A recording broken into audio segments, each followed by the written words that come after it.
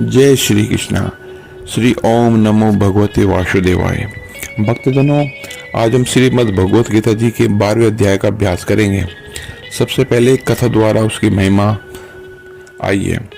श्री महादेव जी कहते हैं, हे पार्वती, दक्षिण दिशा में कोल्हापुर नाम का एक नगर है जो सब प्रकार के सुखों का आधार, सिद्ध महात्माओं का निवास स्थान और सिद्धि प्राप्ति का क्षेत्र है। वह पराशक्ति भगवती लक्ष्मी का प्रधान पीठ है। संपूर्ण देवता उसका सेवन करते हैं। वह पुराण प्रसिद्ध तीर्थ, भोग एवं मोक्ष प्रदान करने वाला है। वहाँ करोड़ों तीर्थ और शिवलिंग हैं। रुद्रगया भी वही है। वह विशाल नगर लोगों में बहुत विख्यात है। एक दिन कोई युवक पुरुष उस नगर में आया। वह कहीं का राजकुमार था। उसके शरीर का रंग गोरा, नेत्र सुंदर, ग्रीवा शंख के समान, कंधे मोटे, छाती चौड़ी एवं भुजाएं बड़ी बड़ी थी। नगर में प्रवेश करके सब और महलों की शोभा निहारता हुआ वह देवेश्वरी महालक्ष्मी के तीर्थ स्थान उत्कंठिक हो मणिकंठ तीर्थ में गया और वहां स्नान करके उसने पितरों का तर्पण किया। फिर महामाया महालक्ष्मी जी को प्रणाम करके भक्ति पूर्वक स्तवन करना आरंभ किया। राजकुमार बोला, जिसके हृदय में असीम कृपा भरी हुई है, जो समस्त कामनाओं को देती तथा कटाक्ष मात्र से सारे जगत की सृष्टि, पालन और संहार करती है, उस जगत माता महालक्ष्मी की जय हो। जिस शक्ति के सहारे उसी के आदेश के अनुसार परमेष्टि ब्रह्मा सृष्टि करते हैं, भगवान विष्णु जगत का पालन करते हैं और भगवान रुद्र अखिल विश्व का संहार करते हैं, उस सृष्टि, पालन एवं संहार की शक्ति से संपन्न भगवती पराशक्ति का मैं भजन करता हूँ। कमले योगीजन तुम्हारे चरण कमलों का चिंतन करते हैं। हे कमल माता, तुम अपनी स्वाभाविक सत्ता से ही हमारे समस्त इंद्रिय गोचर विषयों को जानती हो। तुम्ही कल्पनाओं के समूह को तथा उसका संकल्प करने वाले मन को उत्पन्न करती हो।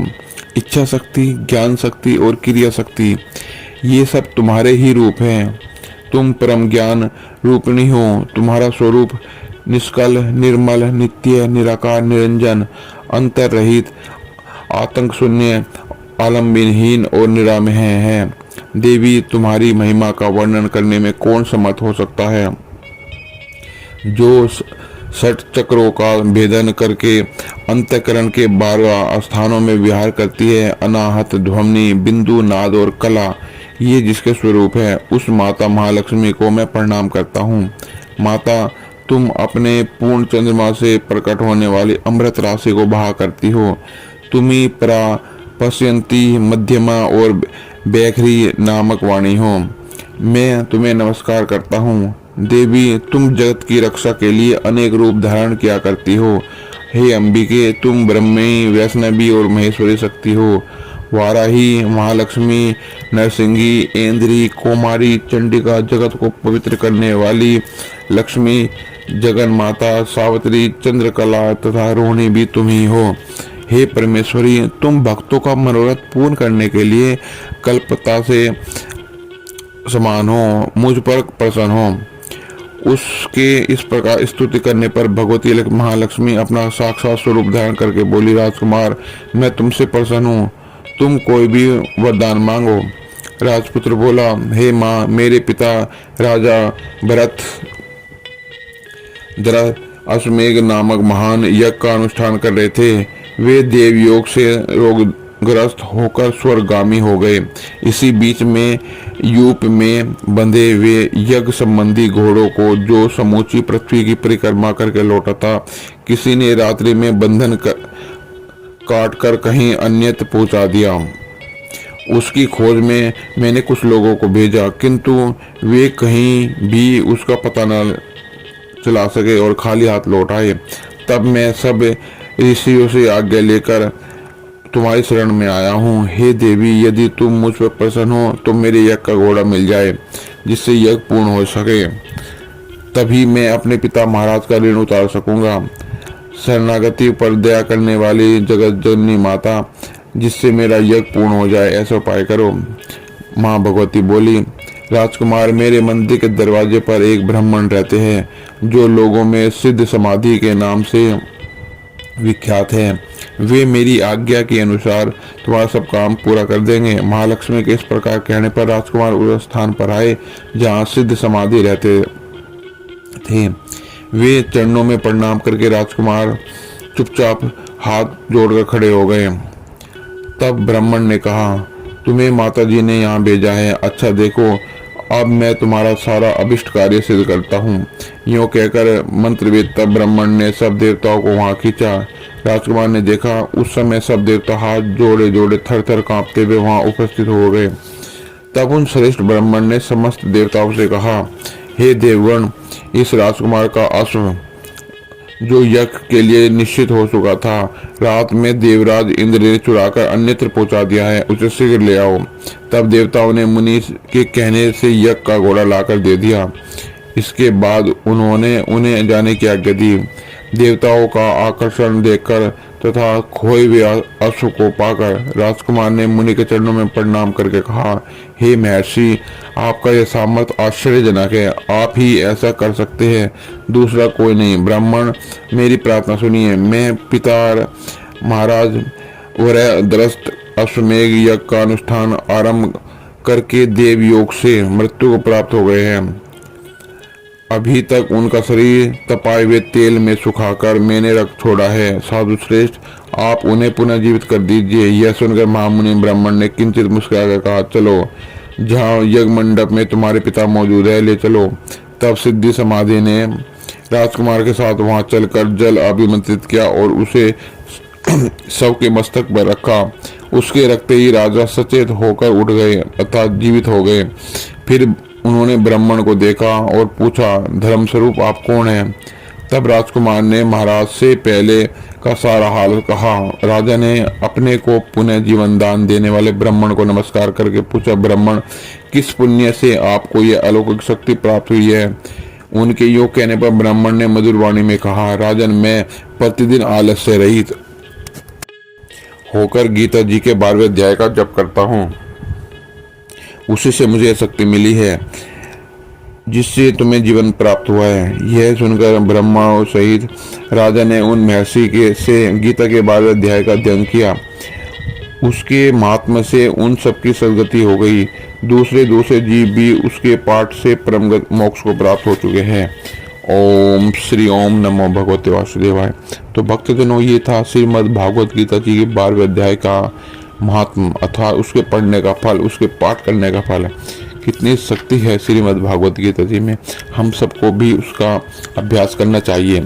आइए अब सब मिलकर श्रीमद् भागवत गीता जी के 12वें अध्याय का अभ्यास करते हैं।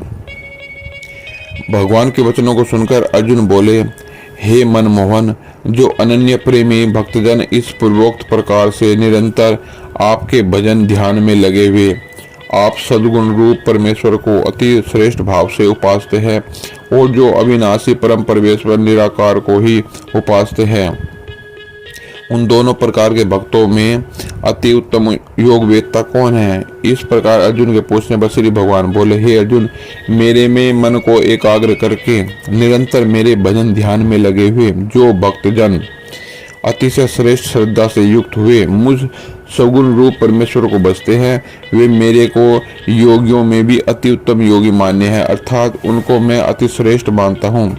और जो पुरुष इंद्रियों के समुदाय को अच्छी प्रकार वश में करके मन बुद्धि से परे सर्वव्यापी एकथनीय स्वरूप और सदा एक रस रहने वाले नित्य अचल निराकार अविनाशी परम परमेश्वर ब्रह्म को निरंतर एक ही भाव से ध्यान करते हुए उपासते हैं, वे संपूर्ण भूतों के हित में रत रहते हुए सब में समान भाव वाले योगी भी मेरे को ही प्राप्त होते हैं।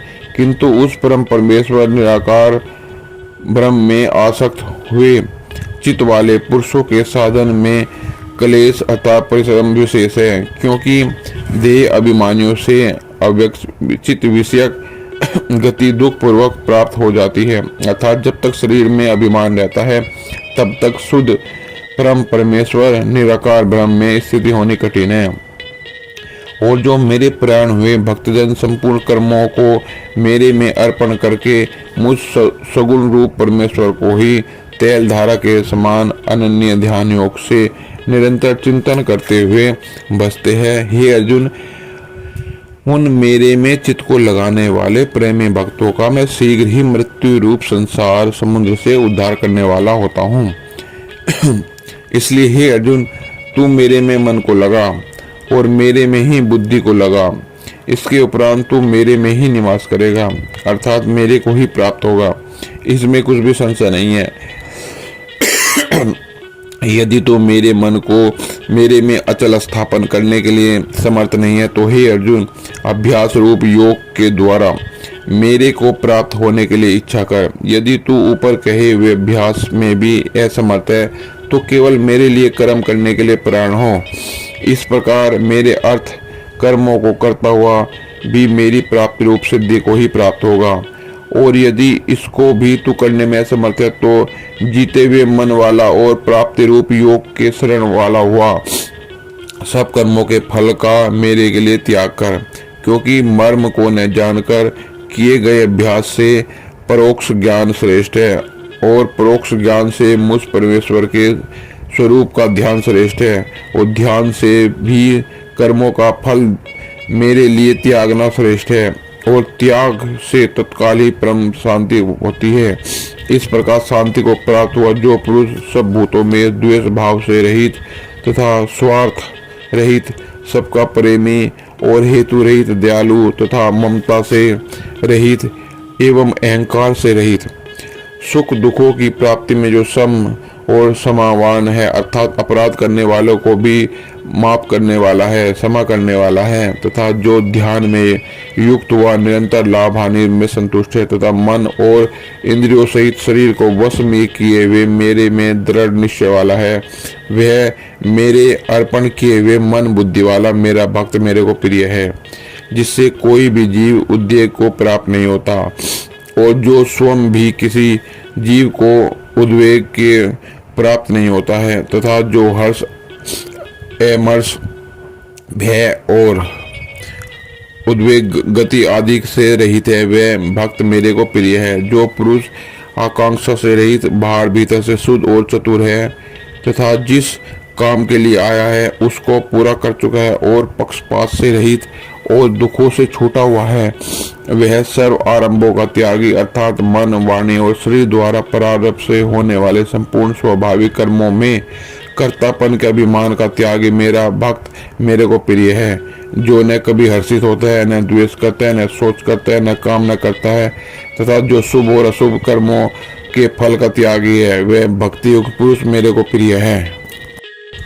जो पुरुष शत्रु मित्र में और मान अपमान में सम है तथा सर्दी गर्मी सुख दुख आदि द्वंद्वों में सम है और संसार में आसक्ति से रहित है, तथा जो निंदा स्तुति को समान समझने वाला मननशील है, अर्थात ईश्वर के स्वरूप का निरंतर मनन करने वाला है, और जिस जिस प्रकार से शरीर का निर्वाह होने में सदा ही संतुष्ट है और रहने के स्थान में ममता से रहित है, वह स्थिर बुद्धि वाला भक्तिमान पुरुष मेरे को प्रिय है।